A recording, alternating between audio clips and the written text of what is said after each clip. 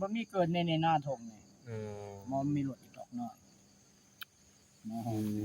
เป็นเนาะได้ เขาเฮ็ดได้มันบ่มีหญ้าเด้ เป็นได้ไรอันไปหาผู้สาวนะ ผู้สาวก็ กับเอากับมือกันนี่เราอะโอ้โตอะเอาสานางก็ยืนเว้าตะกี้ก็นำเราก็โอ้ยตะกี้เวลาสิบ่มานั่งป้าโตแล้วแต่งเครื่องคักวัดโตมักโตพายแล้วก็เองว่า โอ้ชาวนางอันไหน บ่ ผู้ใดจ้ะ ผู้เอ้ยนั่น เออ ไอ้เรา เอื้อยน่ะสิไป ไอ้ไปชู เจ้าสิพาไปเที่ยว เอ้ากับพวกนั้นแหละเนาะเรา นัดกันไว้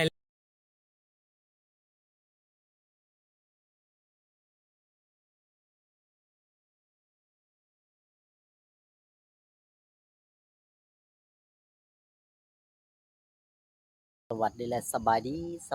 พ่อแม่พี่น้อง FC มัดสุขุสุคนเนาะมาพบพ่อกับช่องพ่อน้องปามซาแนลอีกแล้วพี่น้องคนนี้พ่อน้องปามมาสิมาหาประตูพายเนาะพี่น้องเนาะไปจังไดก็ไปเบิ่งไปชมไปติดตามรับชมนํกันเลยพี่น้องเอ้ยไป แล้วบ่ ส เป็น บายดีเด้อประตู ไปแล้ว สบายดี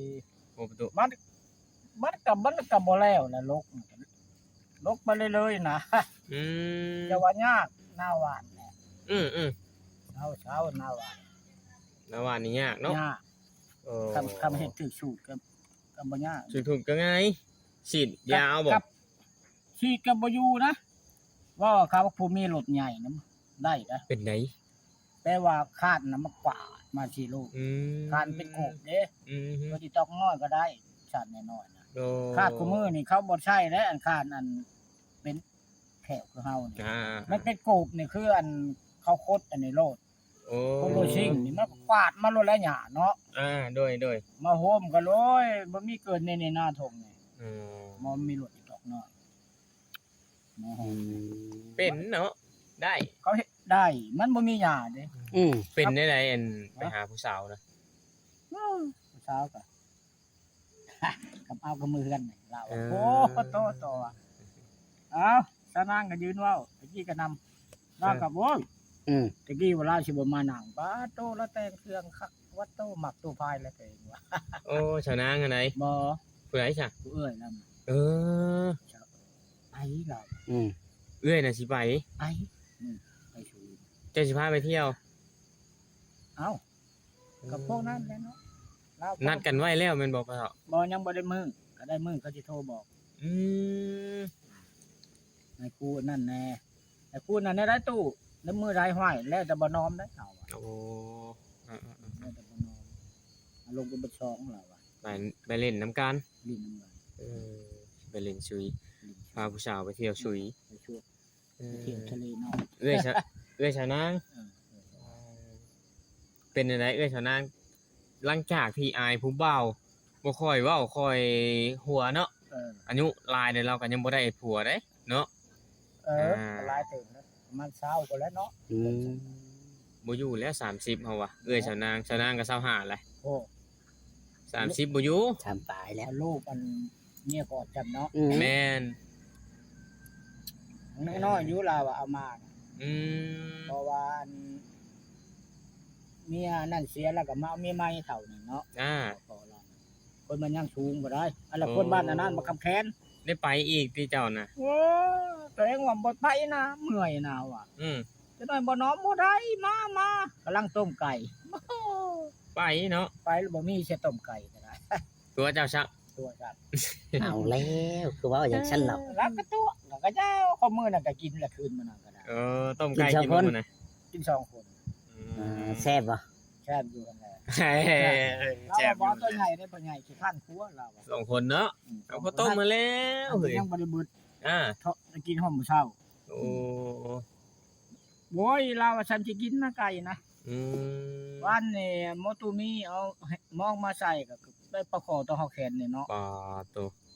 ตัวก็ไปก็เต่าเขี้ยวหัวมันก็เจ้าแก้วหัวตัวกินหัวมันแล้วว่ะ เออ มาหัวเลยเจ้าน่ะ เอาหัว แล้ ประคอ ว โอ้เว้ยเนาะ กินหัวมาแล้วก็ไปกินอยู่พุ่นบาด กินหยังอีก มักฮอดหัวปลาคอประตูพายเลย ไปพุ่นแล้วไปกินอยู่เฮือนชุมชาวนางพุ่นแล้ว โอ้ กินหยังเนาะ เขาเจ้าชื่อกระปุ้นชุมชาวจักชาวนะทำไปจัก อืม ผู้ชายนี่กระปุ้น อืม แล้วก็ชื่อมะกอกมะกอชื่อตะแตน อือฮึ ปวดตะแตนแน่ อืม กินอีกแล้วก็ ตะแตนมะกอกมะกอตะแตน ตะกี้ว่าจะไปหมักที่พวน เออ บ่ได้ไปช้ำ บ่ บ่ได้ไปจักเทื่อพี่พวนนี่หลังจากมื้อนั้นแล้วนี่บ่ได้มาเลยมื้อนั้นเนาะ บ่ ไปหาสาวนางมื้อนั้นน่ะ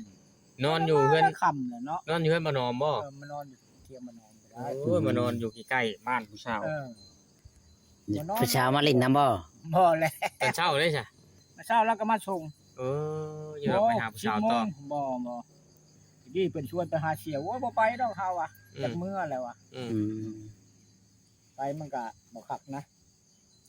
ไปลำไปเลยเนาะ เออ ก็เลยมาว่าในพุทธปะโลมา เออ ลังก็เอิ้นก็อยู่แถวนั้นแหละ เออเติบ ห้องก็กอดคือติ ตะกี้ในร้านไปเอิ้นมันก็ไปฮอดปากกระตู อืม ก็แล้วมะผมพอป้านพะน้ำมันก็ล้นน้ำมันก็โตนแล้วเนาะตนสิบลายหินก็บ่ได้ยินบ่ได้เลย อืม บ้านหนึ่งว่าพ่อยายแม่นแล้วว่ามีแล้วผมมาเอิ้น ได้ยินไปแว่ว ปลา ใน ห หู ดเทียมขึ้นมา เจ้าวันไหน เอาแต่จก เป็นจังไดคือปลาเสียมนะ มันลืม โอ้ บ้านหายร้านไปหา แล้วมาฮอดวันเห็นน่ะหลิงบ่เห็นแล้วมันพอทิ่มไว้อันคิว6เนี่ยเนาะ โอ้ เห็นชื่อ เป็นในไหนอันสาวนางกับเอื้อยน่ะให้ใช่แน่ ก็พอปันกันนั่นแหละ เออ ส่วนพอปันกันนั่นแหละ อืม แต่ว่าความรู้นี่บ่เว้าน่ะ อืม พาก็ไปส่งแม่ได้บ่พบ ฮะ เราไปส่งแม่แล้วใส่รถไถอันไปการตลาดแลนด์อย่างนี้ อืม โอ้ เอ้ยบ่จักนะสิโทรมาว่าหาออกตรวจมากิน โทรเลยใช่เราแล้วก็โทรในปากแล้วว่าปล่อยเอาไปส่งแม่แล้วเราไปตลาด เอ อื อ ม บ้านเนี่ยโปรดิ้งน้อยเนี่ยชวนไปเอาอีกแล้วบ่ไป อ่า ร้านเรา อืม เพราะก็ว่ามักพี่พลชมชมแล้วพระเจ้ากินบ่เป็นเขาว่า เอาเฮ็ดได้จ้าประตู เพราะเพื่อนบีบปินแต่นายมันชมติ เป็นได้กัดกินโลด บ่ถ้าจีกแต่ตัวมันแดงออกตัวอัน เข้าใจ ชั้นน่ะทำบ่ต้องเอาออก กัดกิน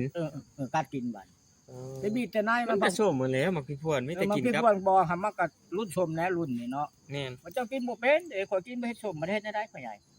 อาจีกแต่ตัวแดงๆออกตัวหนังมันป้าอยู่หั่น อืม กัดแต่หั่นก็ธรรมดาคนมันผาดใส่กันเนาะ อืม พี่พลชม อ๋อ แล้วก็เรากินข้าวกินน้ำ อีว่า แล้ จะ ว ชวนสาวนาไปขึ้นเนาะ เออ แล้วบ่ได้ไปขึ้นซะมักพี่พวนก็ได้โอ้แดดได้บ่เฒ่าเอ้ยน่ะ แล้ก็ยากอันนั้นมัน ยามใดก็บ่ได้ขึ้นติ ยามใดก็บ่ได้ขึ้นมักพี่พวน ก็ จัก มักไข่ เทื่อ เข่าเนี่ยคนมักอยู่ก็ว่า หืม ก็มักไข่เข่าเนี่ย เอามาได้ใช้ดอก กันแล้วมักใครเขา หักอยากเบิดแลพ่อเราว่า เออ พระเจ้าทางให้ตะกี้ดงนั่นที่ใต้อึดมักไข่เข่า มักใครเขาอันไหน อืม อืม ไข่เข่ามันหอมแท้ๆได้นี่หักเยือนแล้วธรรมดาเนาะ อืม จังว่าพวกใดมันนั่นดอนมันจะทุกข์แล้ว มันอยากสุกมันอยากหล่นเลยเนาะ ธรร มัน ดา ล่วงมันแล้ว เดือนได้10เพลงบ่ได้มักไข่เข่าได้ อื โอ้ ม ธรรมดามันหักพวกมันดอก็เยือนแล้วบ่เคยได้ใช้ได้เทื่อดอกห่อเข่าอันนี้ เดือนเก้า ประดับดินเนี่ย อ่าเดือนเก้า ที่มันก็ร้ายแล้วดงใช่นะบ่เขาเจ้าทางแบบประตัดเครือมัน โอ้ เพราะว่าแล้วมันลามผูกใหม่มักใบมันก็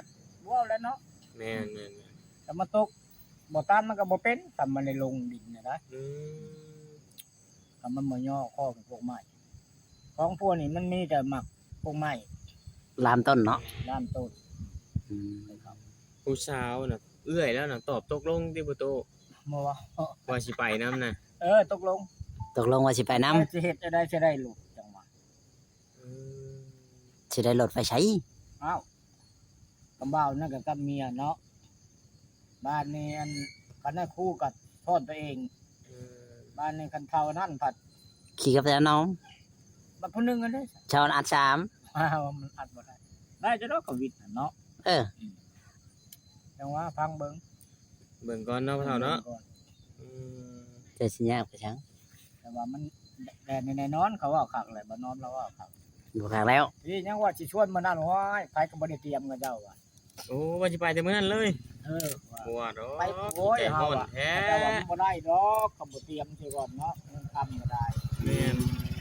ถ้าว่ามีอันผู้เอาปัตตานั่นรัดทางพี่ก็ได้เฮาแต่ว่ามันผัดสิบ่เบิดนะมานอมคันเดียวเรื่อยก็ไปน้องก็ไป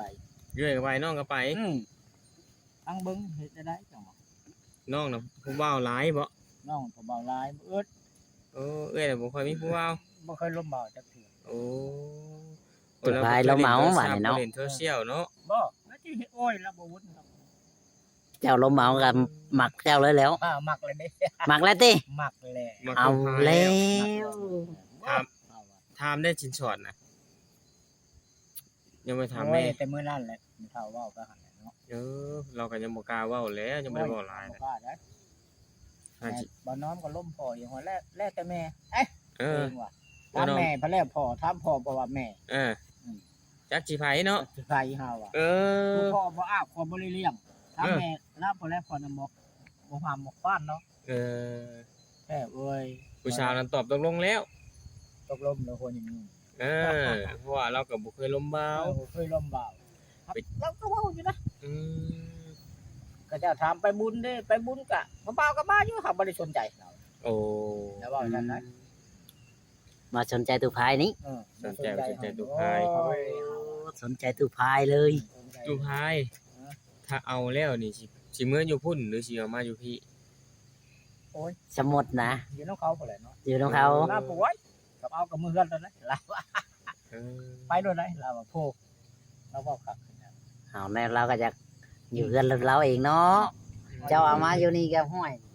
หาอยู่หากินก็ง่ายแล้ว ลูก